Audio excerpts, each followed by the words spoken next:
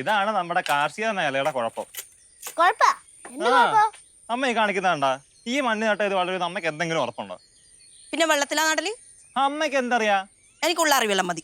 അമ്മ ഈ മണ്ണില് ഈ മാവിന് വേണ്ട സംഭവങ്ങളൊന്നും കാണൂല. ചുമ്മാ നട്ട് കഴിഞ്ഞാൽ ഇതൊക്കെ പോലെ പൂക്കാതെ നിക്കത്തേ ഉള്ളൂ. ഞാൻ ഈ മണ്ണിനെ പറ്റിയിട്ട് ഒന്നും അറിയാണ്ട് തന്നെ ഈ ചെടി തെച്ചു വളർത്തിയതാ. ഓടാ നീ. അതിന്റെ എല്ലാം കാണണോണ്ട് അതുകൊണ്ടല്ലോ ഞാൻ പഠിക്കാൻ പോയത് അഗ്രികൾച്ചർ. അമ്മേ ഇത് വേറെ ഒരു ചെടിയല്ല, നമ്മളെപ്പോലെ തന്നെ ഇതിനും ജീവനുണ്ടെന്നേ. അതെനിക്കറിയാം മോനെ. എന്നിട്ടാണോ അമ്മ ഇതിന് ഈ മണ്ണിൽ നടന്നേ?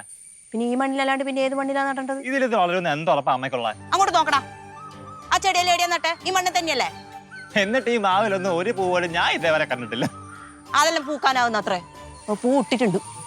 അതാ ഞാൻ പറഞ്ഞേ, നമ്മളെപ്പോലെ തന്നെ ഇതിനും ജീവനുണ്ടമ്മ. അതെനിക്ക് അറിയൂടാ. ജീവനോ?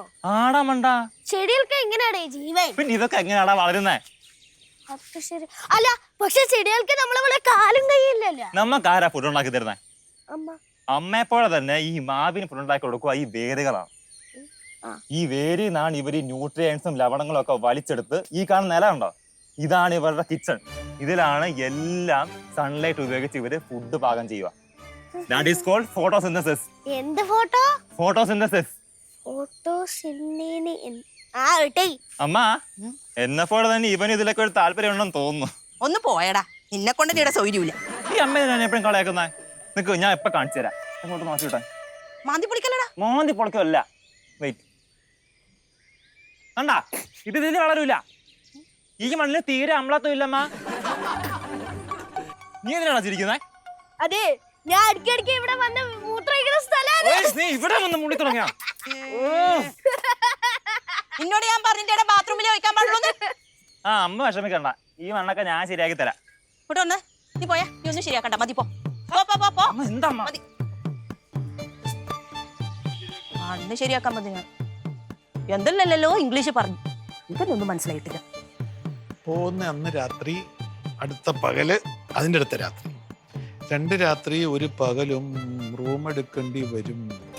എന്തെങ്കിലും ഉടായ്പ കാണിച്ചില്ലെങ്കിൽ പൈസ ഉണ്ടാവില്ല.